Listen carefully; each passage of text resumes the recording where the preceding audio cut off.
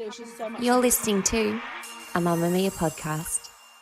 Mamamia acknowledges the traditional owners of land and waters that this podcast is recorded on.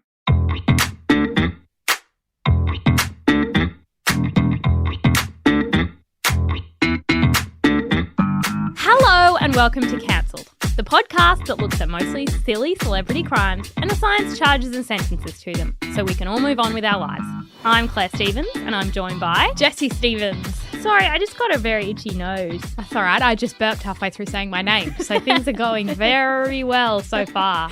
Good start. On today's episode, we're talking about King Charles.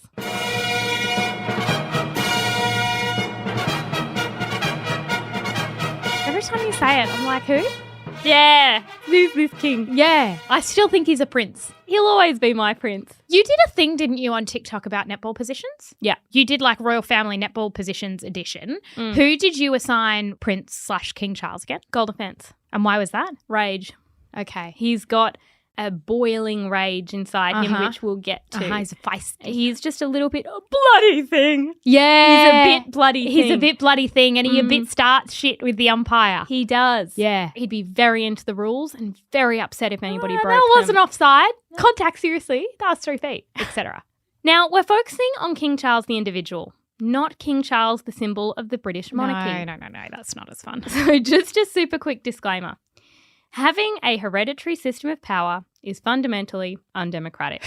The royal family are a glaring symbol of unearned privilege and perpetuate class divisions and inequality. When we feel like being boring, we'll cancel the monarchy.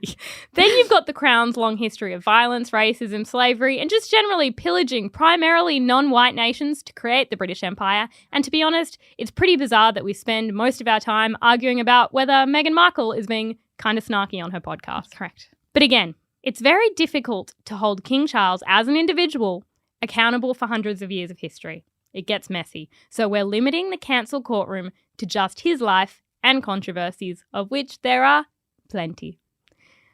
King Charles III, or Charles Philip Arthur George, and yes, I know what you're thinking, Arthur George is the name of Rob Kardashian's sock line. Is it really? Yes. Rob Kardashian is breaking into the fashion industry with his line of Arthur George socks. And now you can get your hands or feet on this must-have trend. Arthur George. I actually thought that's a lot of names. And then I thought, is that all the names? I know. Like, I think that's all the royal names wrapped up into one name. Charles is such a royal name. Like, it'd as be is difficult to Philip. name your son and it to not be a name that Prince Charles has. Yeah. Doesn't have William or Harry, but Harry's real name isn't Harry. No, it's something else. Sorry, we're going to have to Google Is it that. Philip? Prince Harry's real name is, of course, Henry Charles Albert David. It is. Yeah. Okay. The royals have claimed a lot of white man names. Anyway, he is king of the United Kingdom and the 14 other Commonwealth realms. That includes Australia. At the age... hail the king. Charles. At the age of 73, on the 8th of September 2022, he became the oldest person to come to the British throne after the death of his mummy. Did you know that he spent 6 months attending Geelong Grammar when he was growing up? No. Yeah, fun fact. Fun fact, isn't that where Miss Higgins went? Yeah, I think so.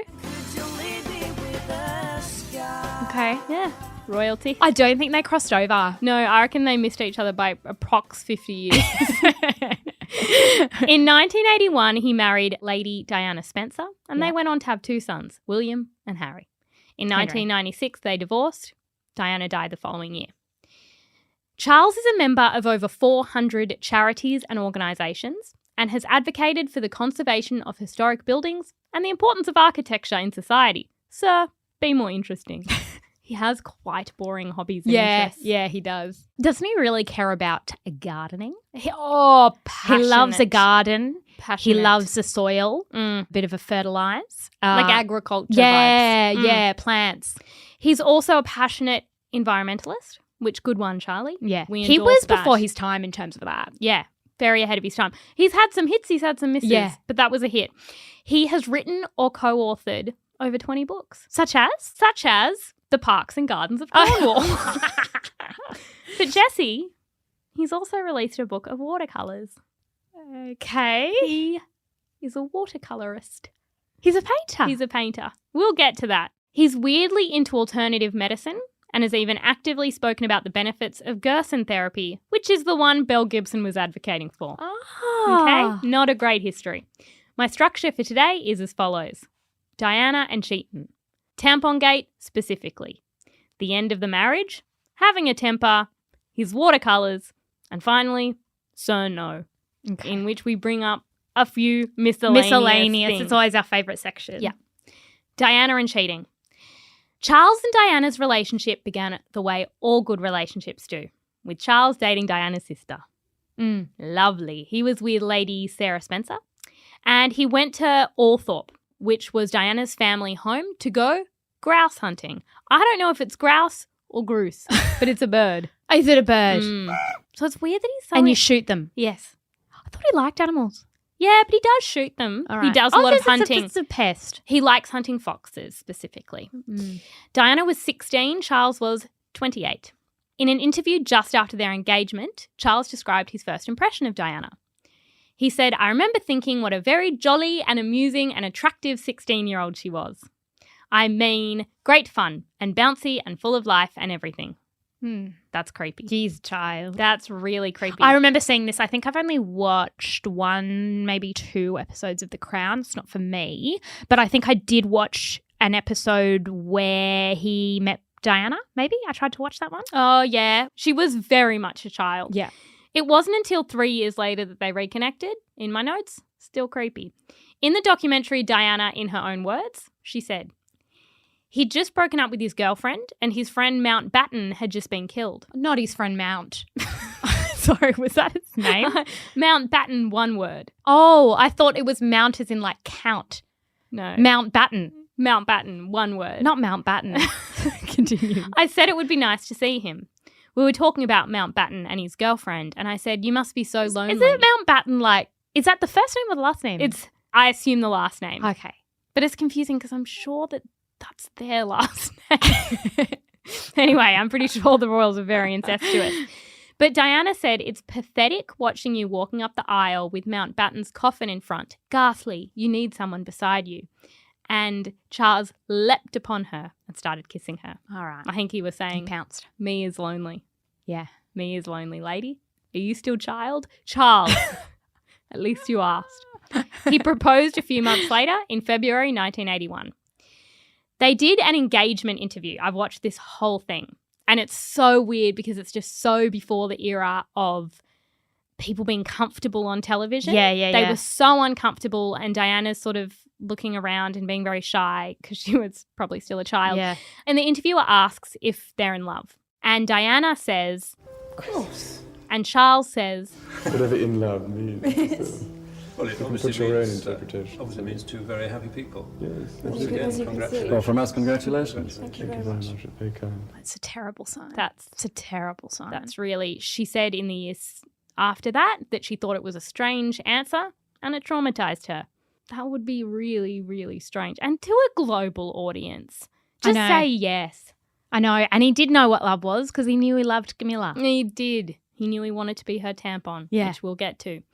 When they were married in July, 750 million people around the globe tuned in to watch. They went on their honeymoon, and sources have said since that Charles was in constant contact with Camilla. They went on a cruise on the Britannia, not a normal cruise ship, was the Queen's boat. Diana said, "On our honeymoon, cufflinks arrive on his wrists. 2 C's entwined like the Chanel C. One knew exactly. So I said, 'Camilla gave you those, didn't she?' He said, 'Yes. So what's wrong?' 'They're a present from a friend.' And they had a massive fight. And Diana said it was jealousy, total jealousy, and that she was very upset. I remember I was dating a boy that I loved for maybe 3 weeks, and I checked his phone for messages from other women, and there was on his phone background a picture of his ex-girlfriend, and she was naked in the photo on his phone background, and I challenged it, and I think that's similar. Was that consensual? Did she know she was naked on his phone? Yeah. It was like a tasteful, arty photo. Oh, that, right. You know, it was very Tumblr. Okay. Okay, yes, so it yes, was very yes. Tumblr, and it was very Camilla and Charles because it was like, well, there's just a photo of my She's a friend. friend's body on my phone. She's a friend who I occasionally have sex with and like to see naked. What's your problem, lady? So Charles also kept a photo of Camilla in his diary. All right. So that's actually very similar. That's like the Like just a face photo? I don't know, but it's very 1980s equivalent of that. Yeah. Having yeah. someone in your phone. He opens his diary. Oh, Diana's like, Camilla's tits out. Oh. oh, come on now, Charles. You know how every person over the age of 60 has a photo on a cruise where they're Yeah. wearing a Hawaiian shirt and like a lei? Yeah. They're not in Hawaii. No, they're just somewhere They're tropical. somewhere in the Caribbean, yeah. And Charles would love that. oh, he'd love it. He'd love Diana it. less Because so. he'd wear a fun shirt, and he doesn't do that at home. This is holiday Charles.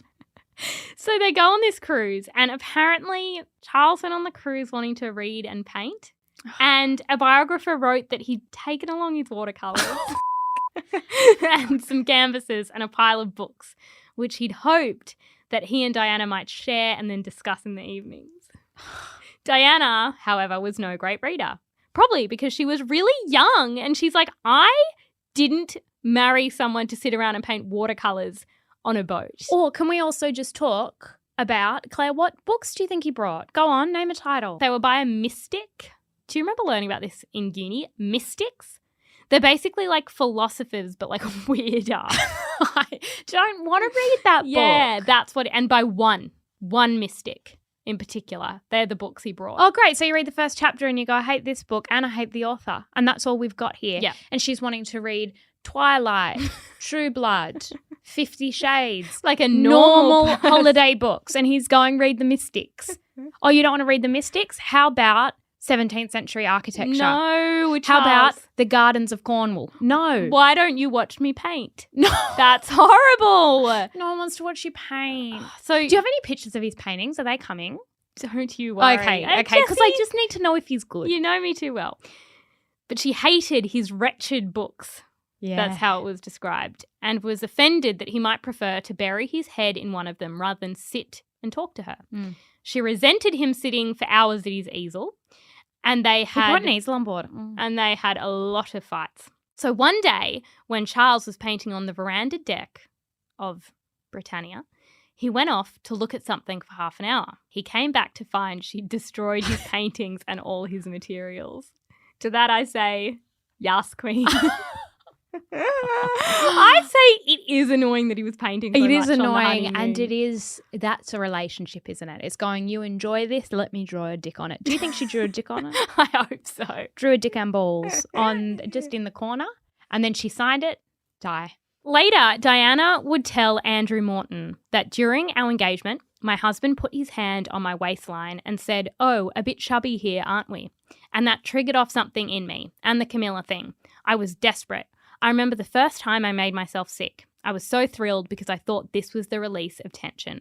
That disorder only got worse on the honeymoon and throughout the early years of their marriage. Then the couple have Prince William, and in 1983, they go to Australia. And you probably know this because it got brought up when Meghan and Harry were here, that apparently Charles was jealous of Diana's popularity Yes. and observed that people had come to see her and not him. So was little Willie there with them? Yeah, little baby Willie. Okay. Yeah. So Charles was really upset, but to him I just say, Be better. well, all you want to talk about Are watercolours, gardens, and architecture. Yeah. And then you have this wife who's really freaking interesting. she's just fun and laid back. Yeah. And you're like, does anyone want to watch me paint with my watercolours? No. No, it's not an interesting hobby. And I feel sorry if people have boring hobbies because it's not their fault. It's what they've gravitated towards. And they need to find niche online communities and not try and project that onto others, such as Australia. Exactly. The following year, they have Prince Harry. And Diana said Charles always wanted a girl. Harry was a boy. Charles's first comment was, "Oh God, it's a boy." His second, "And he's even got red hair." That's really mean about little Harry. He was such a cute little He kid. didn't mean it. He was just being bonded. Was he born with red hair? Yeah. Charles had met Camilla years before he met Diana, and she was in an on-off relationship with Andrew Parker Bowles. Yes. In 1986, it's well reported that the affair between Charles and Camilla began. In 1989, Diana confronted Camilla at a party. She would go on to tell Andrew Morton. It's actually like maths. It's so much like maths. It was a party. It's yeah. a dinner party. And they've gone to the dinner party and someone said, go and die. And she's gone, no, I shouldn't. I shouldn't. And then they've given her 3 champagne. It reminds me of like a scene with Hayley. And they're all kind of talking. And then she's like, hey. Yeah. Camilla. Hey, I've got something to say. Except they're British. So they're like, don't do that with my husband. Camilla. Don't. Stop it. So she says, the worst day of my life was realising that Charles had gone back to Camilla.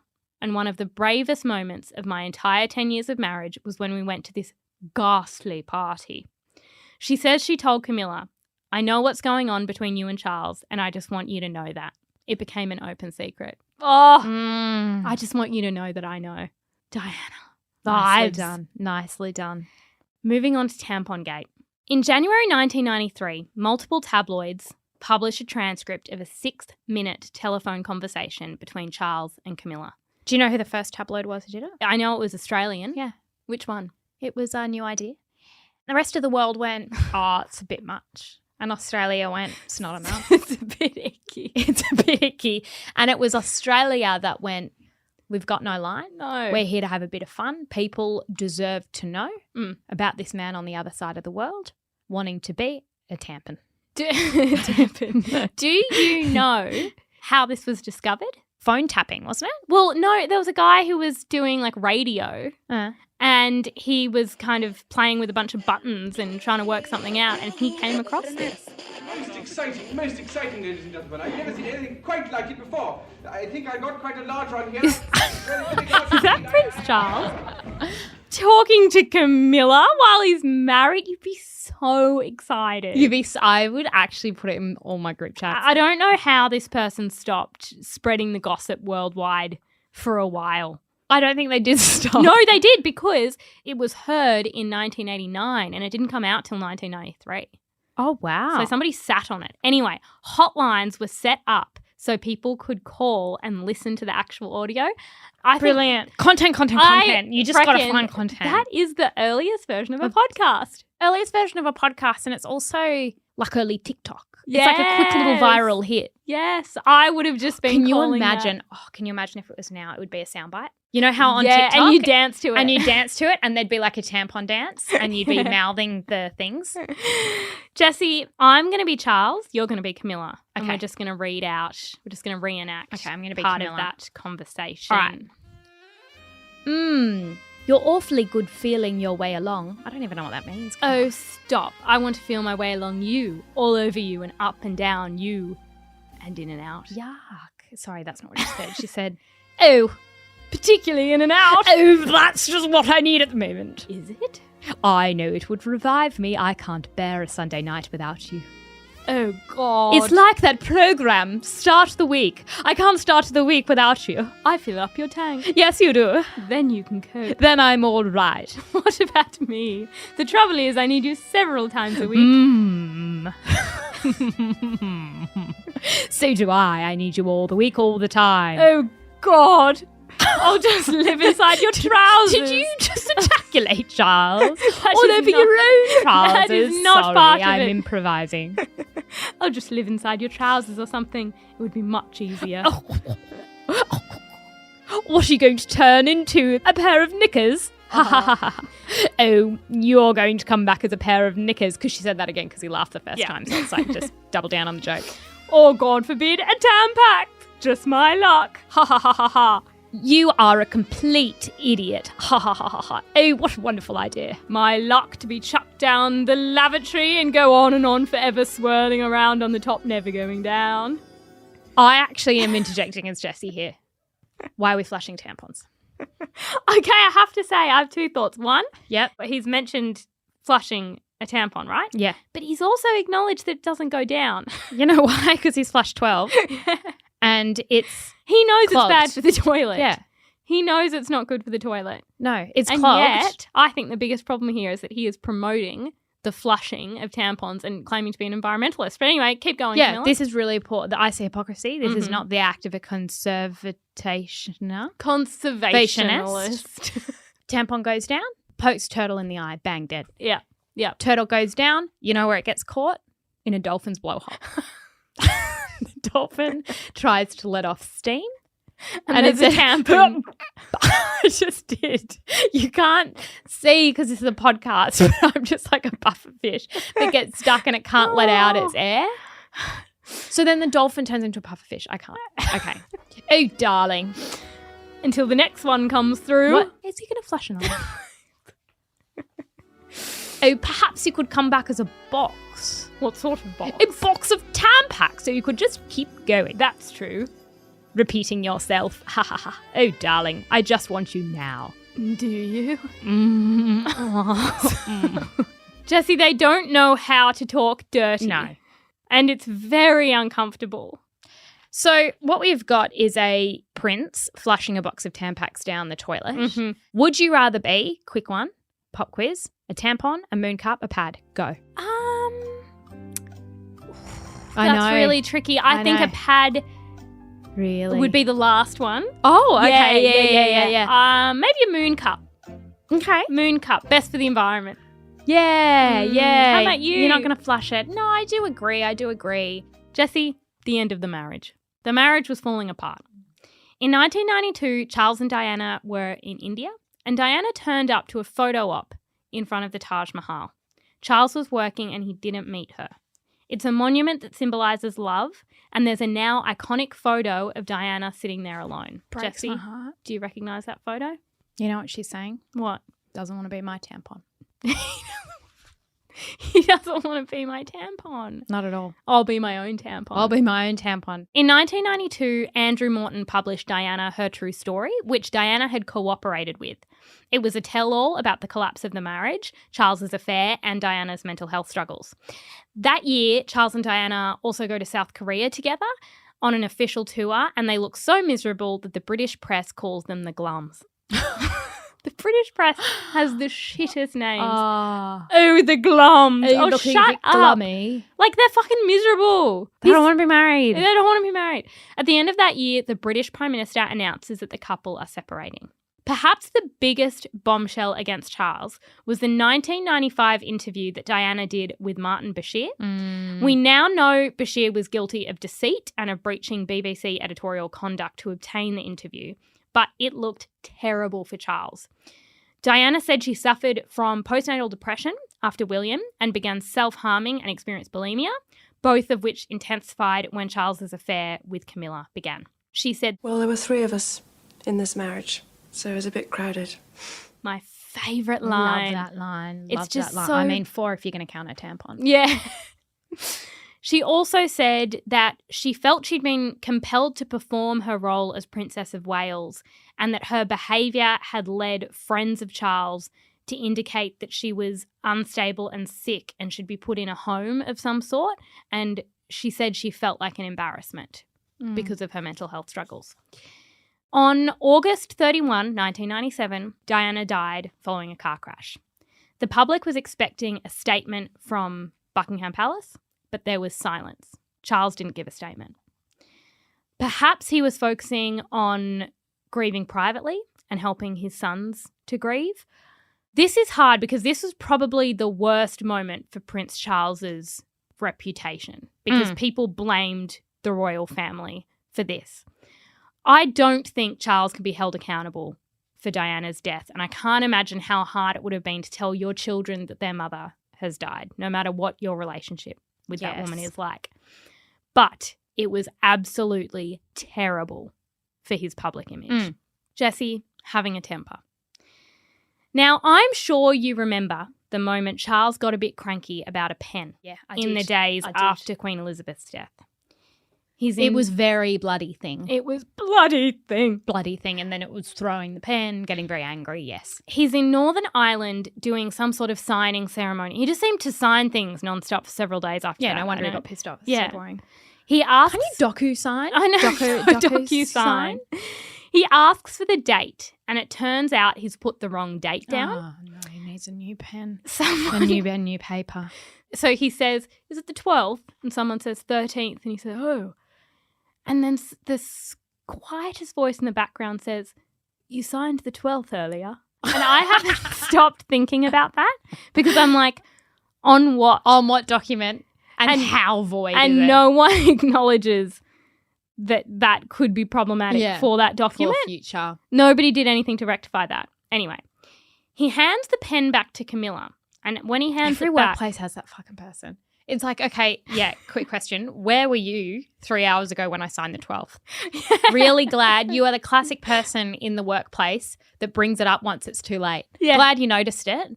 Thanks for your help. Now, Ireland has a decree that's broken. So thanks for that. Anyway, hands the pen back to Camilla and it appears that the pen is leaked. Oh, shit. And he gets up and says,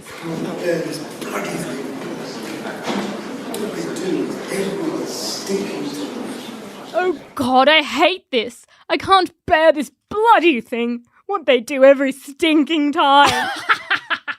He's really upset about the pen. Now, Jess, we laughed at this moment because our Pop is very bloody thing. He's such a bloody thing. He's such a bloody thing. Yeah. He is often doing handiwork around the house. Yeah. He's 95 years old. Yeah. Get an air tasker. You don't need to fix your own things, but he'll be fixing something and you just hear a rogue bloody thing. Yep, he's just attached a plank of wood to his finger, and that is because he's nearly blind because he's 95. And he's just gotten a little bit grumpy in his old age. Yeah. So we found it quite endearing when Prince Charles yelled at his pen. We did, but I also understand if Sweetie was having a tough time after his mummy died R.I.P. and just lost it. Yeah. But this has been a common thing for Charlie. Really? Yeah. In 2005, a week before his wedding to Camilla, which you'd think he was in a good mood, Charles was at a photo call with William and Harry on a skiing holiday. After being asked how he was feeling before the big day, he said, I'm very glad you heard of it anyway. so like, I'm glad you've heard of my wedding. Yeah, This thing we're weird. fucking across it, Charlie. Then the prince mutters, but he's mic'd up. Yeah. Bloody people. Bloody people. Earlier, during a 5-minute media event in... He's just everyone's grandpa. I love it. I know, in this village in Switzerland, he said under his breath, "I hate doing this." Of the BBC's royal correspondent, Charles said, "I can't bear that man anyway. He's so awful. He really is. I hate these people." I can't bear that man. He's so horrendous. He's not hiding how he feels. Biographers have described Charles as hopelessly thin-skinned, naive and resentful, and someone who is keenly sensitive to violations of protocol. Okay. One time He sounds like the worst. One time in 1997, he wasn't seated in first class on a trip to Hong Kong, and he wrote in his diary, "Such is the end of the empire." I sighed to myself. Mate, you're a bit of a wuss. I don't know. Yeah, he's very hyperbolic in his language. Like, everything's the worst thing that's ever happened. He's very dramatic. He is. He's a diva. He's a diva. He's very Mariah. He is Mariah. Him and Mariah would get along. Yeah. He's been known to berate his gardening staff at his... Well, he cares a lot about his garden. Yeah, at his Highgrove estate. But the way he berates them is with a megaphone. Mate. Where did you get that? So apparently at his friend's country home, he wanted some fresh air, but he couldn't open the window. Unable to open the window, he picked up a chair and smashed it open. Not satisfied with the results, he smashed another. His temper is not good. I really like that. In contrast to his temper, Jessie, it's time for the watercolours.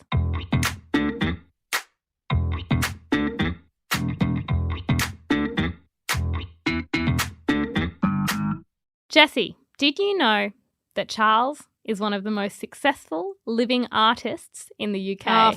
Oh, off. He's not. No, he's not. He is. By what measure? Money. Does he buy his own watercolours? No, he sells them and people buy them because they're by Prince Charles. Yes. Okay, I just need to see the watercolours. Well, he does his watercolours and look, they're fine. Okay, I haven't seen them. If they're good, I'm saying they're Okay. good. But it's like, no offense, but no one would even look at these if you weren't you. The Guardian wrote of him, "Charles has the confidence to make art." And I think that says it all. But Jessie, these are his watercolour painting. There's quite a few. All right, and did you choose the good ones, the bad ones? I just kind of went for breadth over depth. Okay. You know what I mean? Okay. What do you this think? Is hard because this is an incredibly average artwork. See, they're not terrible. I They're mean, not some terrible, are. but they're certainly not good. No. Okay, incredible overuse of the colour brown. We've got brown hills. It's just not quite right. Okay. They're not quite right. This one with the house is just a bit wonky. So it kind of looks like it's falling. Wonky in a watercolour way or wonky? No. Okay. Wonky in an accident way.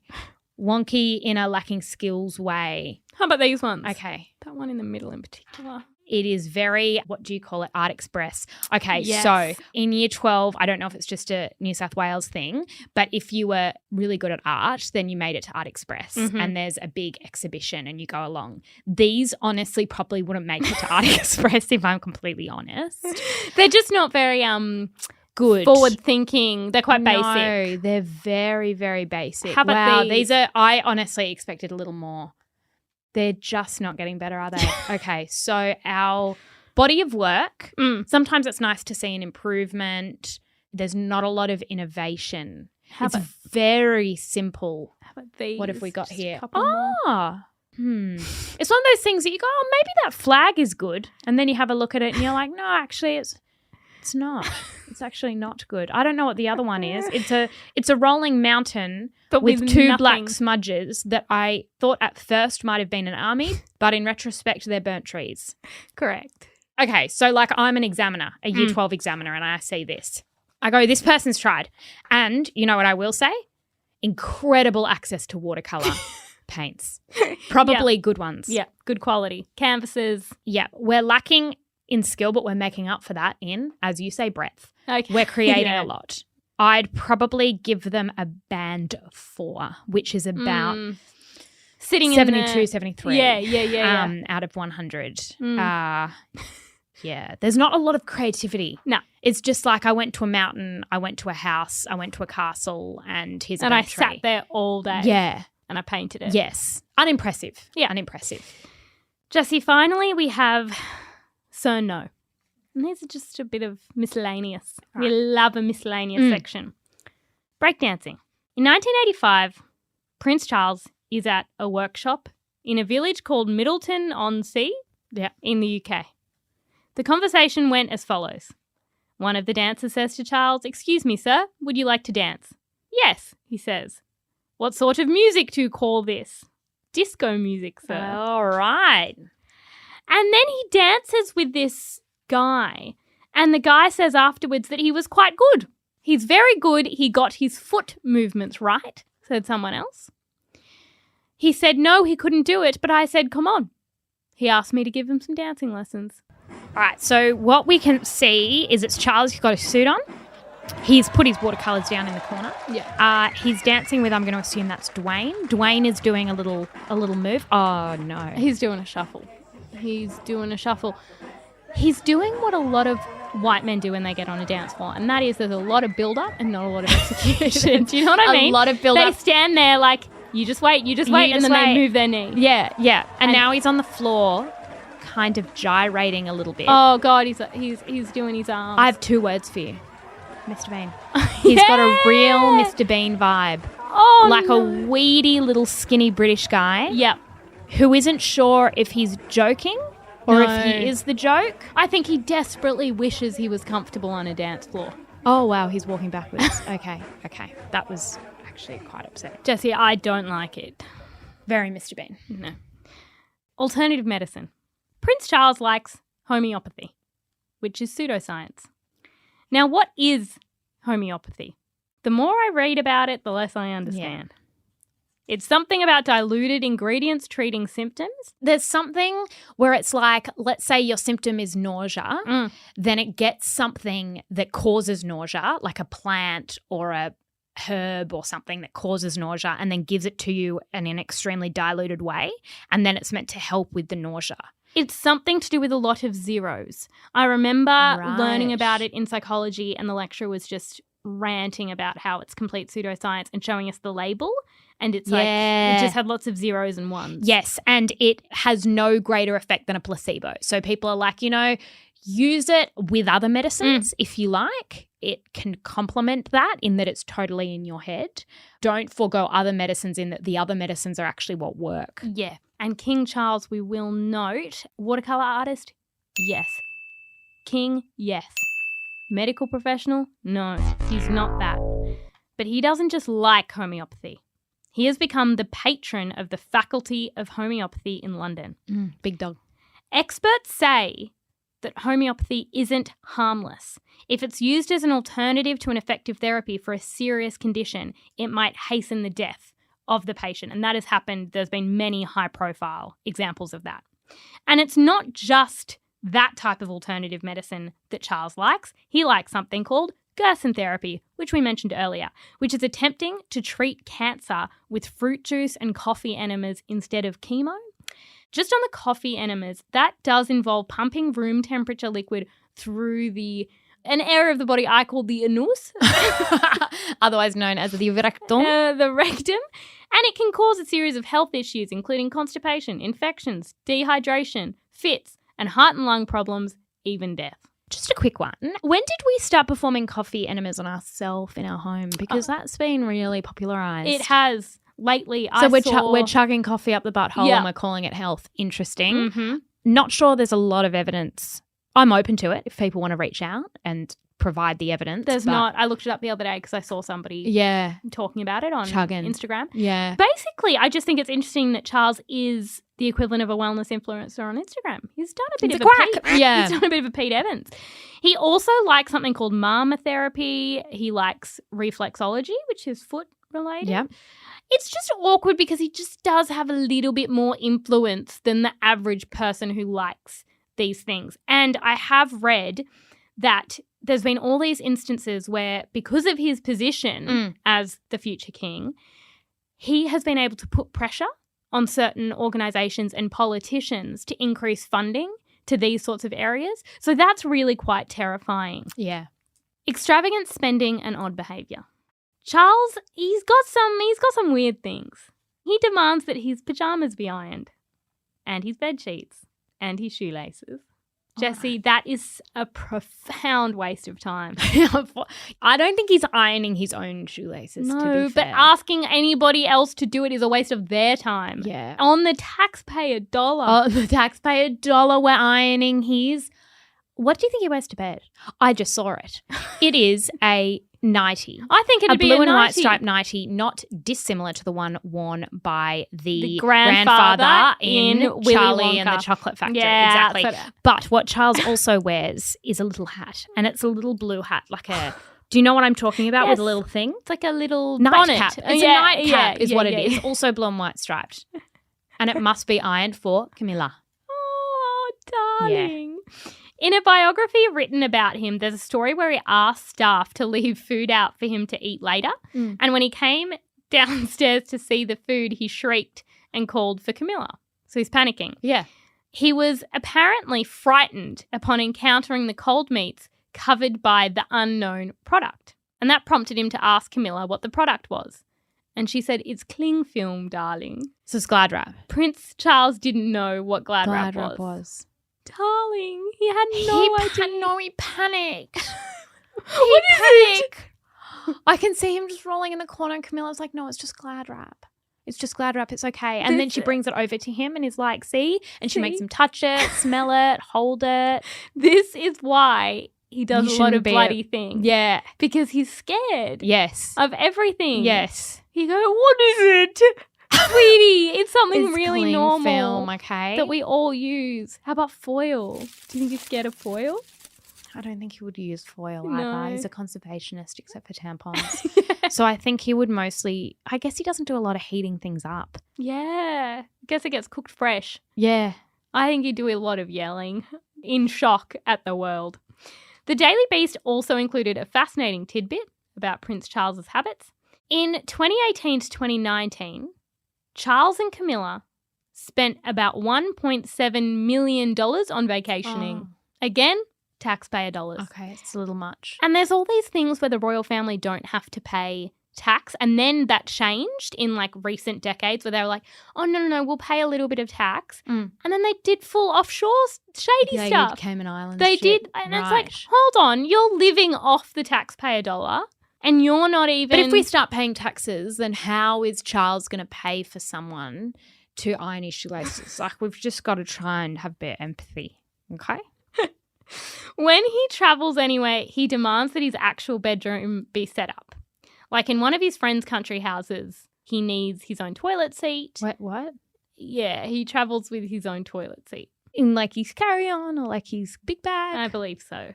A truck arrives the day before with a bed, furniture, and even pictures. Maybe his own watercolour pictures to put on the wall so he can sleep. I need some beautiful art. Charles, that's yours. That's your art.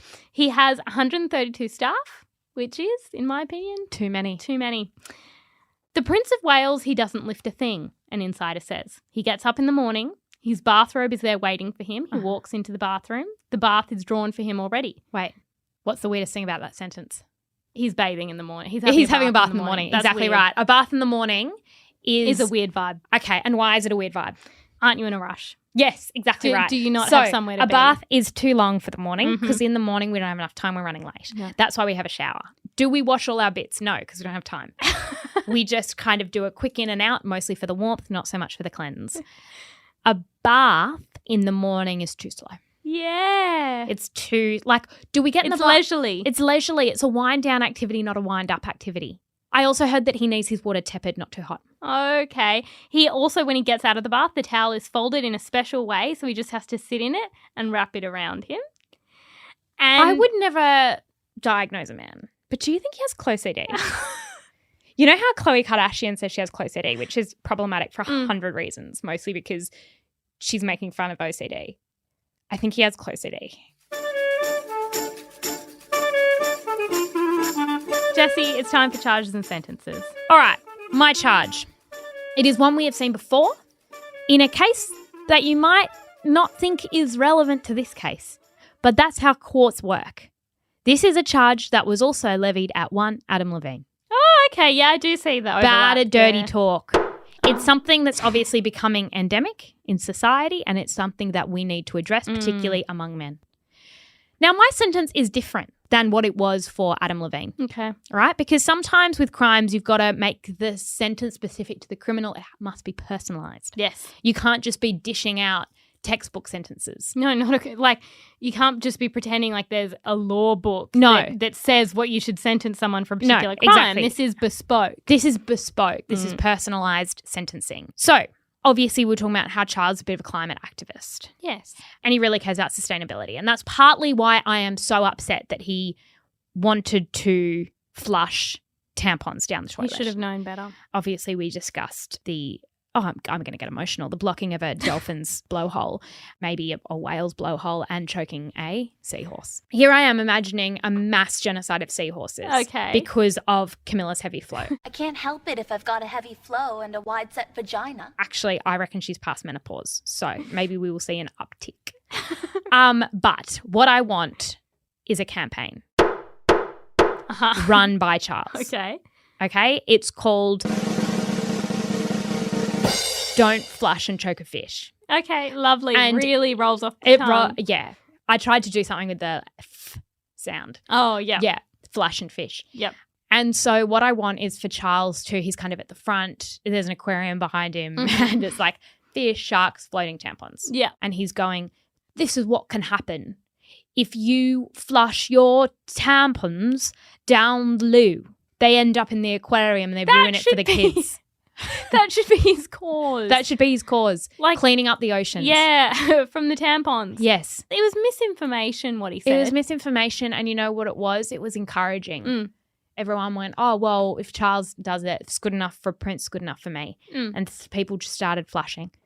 And then look, planet's done. Yeah. So I think we need a campaign, Don't Flush and Choke the Fish, by Prince Charles. Yeah, no, I think that's really important.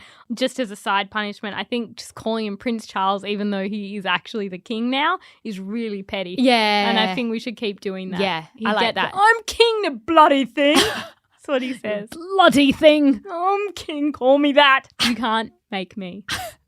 Jesse, my charge. Yep. Not getting a real job until he was 73 years old. It's a long time. That's quite old to not really have a real job. He had that job at the homeopathy centre. Yeah, and he did watercolour painting. They're not real jobs. No. Well, he's made a lot of money from the watercolour painting. Yeah. So he spent most of his life as an artist. Yeah. Which is a big surprise. But everything he's done has been because of who he is and not because of hard work, evidenced by the watercolour paintings. But 73 is quite old to enter the workforce. It's actually when most leave it. Yeah. And he went, bloody thing, now I've got to start working. That's what he said. My sentence, abolish the monarchy. That's what I think it has to be. So I think that what we have to do For retirement purposes. yeah, I think that can be his little gift after everything he's done is if he just went, you know what? This ain't right. This ain't it. Looked around, looked at the country. He looked at all the areas of the Commonwealth and he went, you know what? People be struggling. We shan't be making them give us money for our Buckingham Palace renovations. That seems unnecessary. Let's abolish it. This ain't it. And I wouldn't mind if he lent into his reflexology because everyone has their thing. Yeah. I've always said this. Everyone has their silly little thing. I don't mind a psychic. If he wanted to go full alternative medicine, do it. But not as a not as private my citizen. king. Not as my king. That's the other thing is I do have to say he's not my king. He's not my king. Technically, he is your king. No, he's not my king. I just think if I'm going to have a king from the UK, it's probably going to be Ed Sheeran or Harry Styles. I quite like Lewis Capaldi. Yeah. He's not my king. Okay. Yeah. So for me, it is abolishing the monarchy. Okay, love that. As his punishment. Love that for you. Yeah. Thank you for listening to this episode of Cancelled. For all the receipts, mostly a collection of King Charles's watercolour paintings, you can check out the twins_thoughts on Instagram. And we'd love to hear from you. Call the pod phone on 02 899 9386. We want recommendations, we want charges, we want sentences. The executive producer of Cancelled is Talissa Bazaz with audio editing by Leah Porges. And we'll be back next week. Bye. Bye.